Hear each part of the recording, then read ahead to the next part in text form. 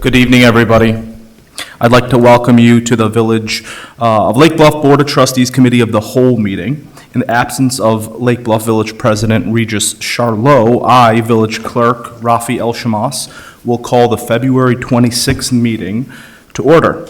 First, I will call roll. Trustee Cole? Here. Trustee Fisher? Here. Trustee Freed? Here. Trustee Hatch? Here. Trustee Rappin is absent. Trustee Ryder? Here. Now, is there a motion to appoint President Pro Tem for tonight's meeting? So moved. Is there a second? Second. Someone. The name?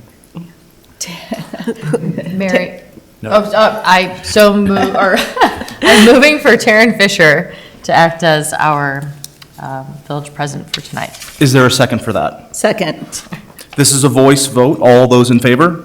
Aye. Any opposed? Trustee Fisher, the meeting is yours. Thank you. I'm going to stay in my seat for now, and I'll come over for the meeting. But we already did roll call. So item number 3 on the agenda tonight is non-agenda items and visitors, public comment. The Committee of the Whole allocates 15 minutes during this item for those individuals who would like the opportunity to address the Committee of the Whole on any matter not listed on the agenda. Each person addressing the Committee of the Whole is asked to limit their comments to a maximum of 3 minutes. Is there anybody here who would like to address the Committee of the Whole? Anyone online? No, ma'am. Okay. We will move on. Item number 4, general business. The Committee of the Whole will entertain requests from anyone present to modify the order of the business to be conducted. Anybody have a request, given that there's 2 very reasonable short items here? So I think we'll just go right ahead with consideration of the minutes for the January 22nd, 2024 Committee of the Whole meeting. Do I have a motion to approve those minutes? So moved. Do I have a second? Seconded. That's a voice vote, or is it a roll call? It's a voice vote. Okay. But does anyone have any comments, questions, revisions, requests? Great. Voice vote? All those in favor? Aye. Anybody opposed? Okay. Looks like they're approved. So let's move on to our next item, which is an informational update from Lake Bluff Open Lands Association.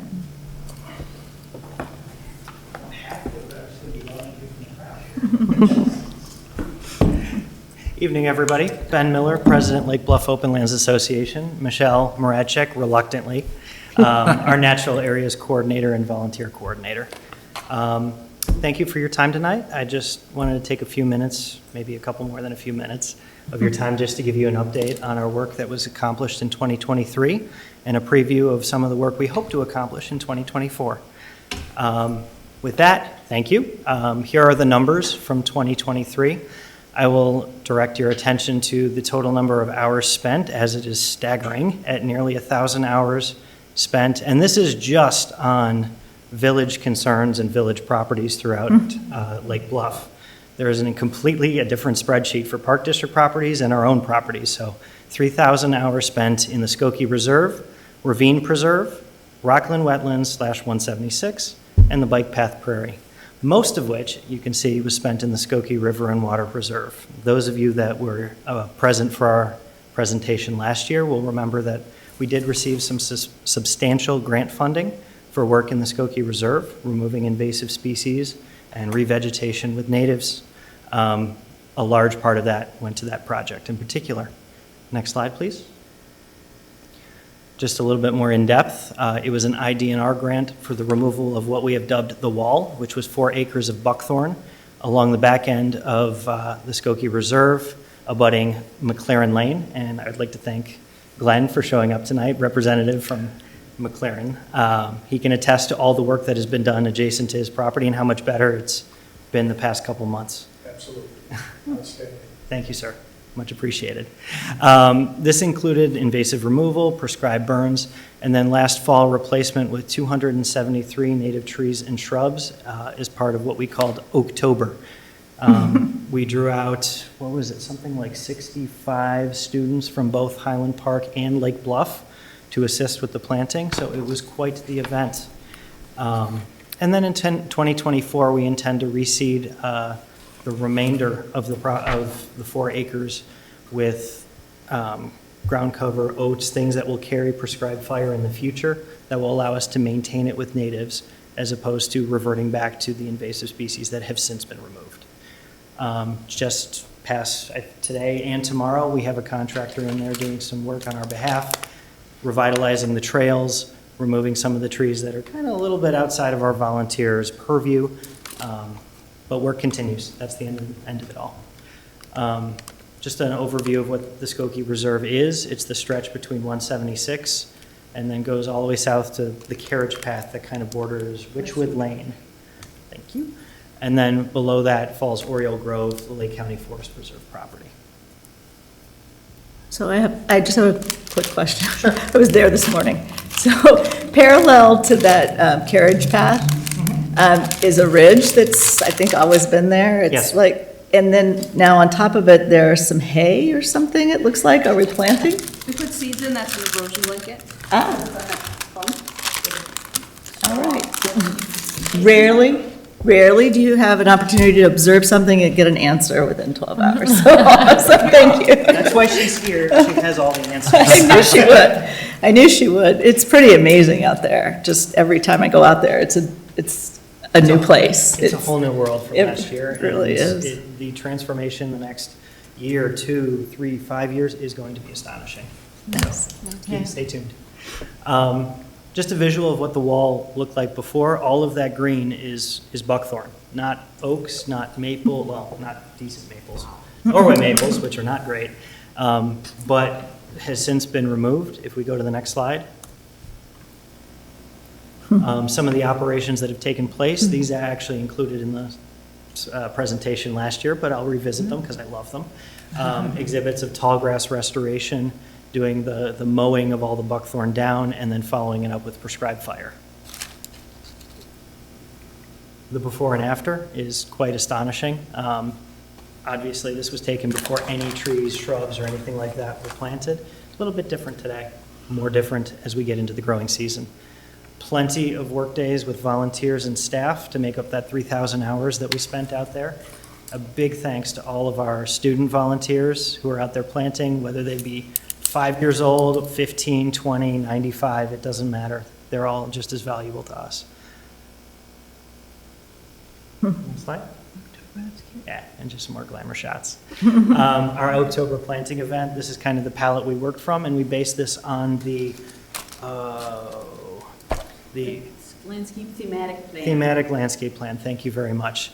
Species were taken specifically from that, as was the guidance given to us when we started this endeavor. It also included 1,300 feet of deer protection fence to try and keep our investment in place. So thank you, Michelle, for organizing that. It has been quite the effort to get those installed and maintained. And again, Glenn, thank you for helping us do that. Again, our student volunteers, we couldn't do any of this without them.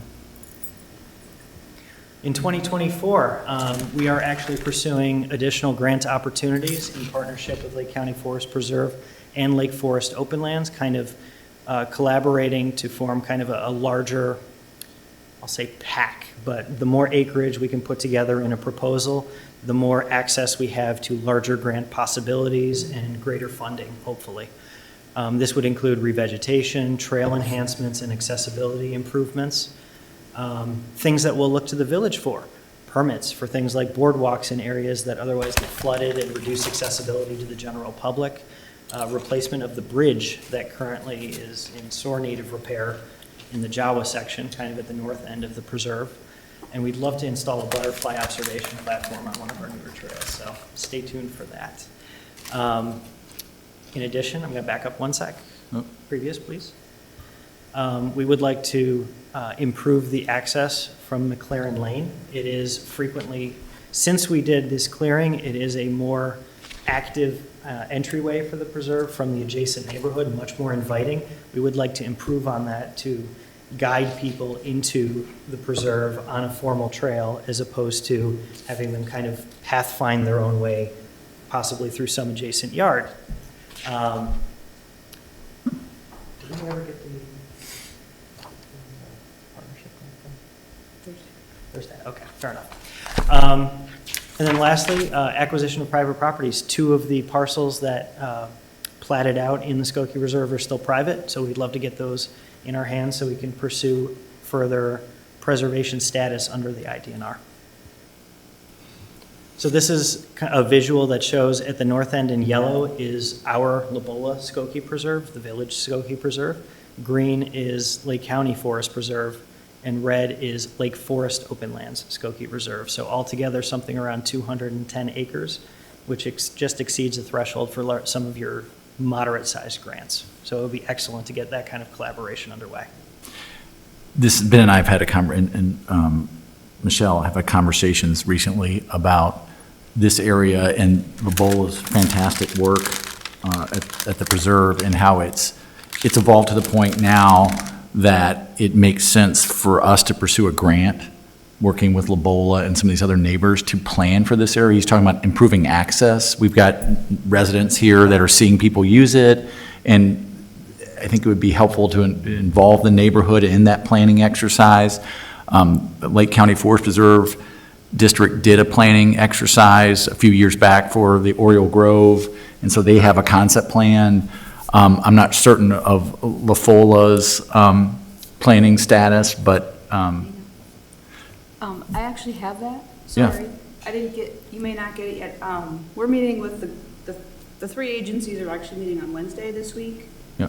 I gave it to them. Did I give it to you? I thought I sent it to you. We did, yeah. We talked about entering into, working together towards this end, but Did I yeah, send you what we were planning? Yep. Okay. returned it, done. Yeah, anyway. So, but the idea is, Lobola's work has brought this up to a level, it's like, it's not ideas anymore, right? It's getting to the point, okay, now it's time to start planning. People are utilizing it in a much more intense level now, and we should talk about how will the accesses be defined, signed, and communicated. And that came into play when the Forest Preserve was talking about it. They didn't want to have any parking near there. And we want to be sensitive to the neighborhood and so forth. So it's getting to the point where we really need to start seriously planning for that, because it's being utilized and it's going back to native. Yeah. So. And there's certainly a lot of interest beyond Lake Forest too. I don't know if this is for public consumption, I'm going to say it anyway. The Lake County Forest Preserve, part of their proposed referendum down the line may include Oriole Grove. So there's certainly going to be a lot of focus in this area in the next. Future investments, yeah. Yeah. It's exciting. So this is kind of wow, holy cow.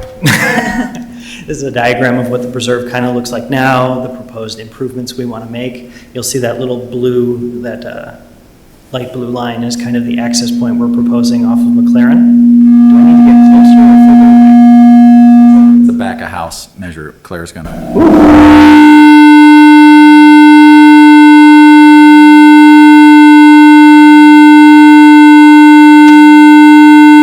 To 11, thank you, okay. Happy to just talk, don't need a mic. Yeah. Right?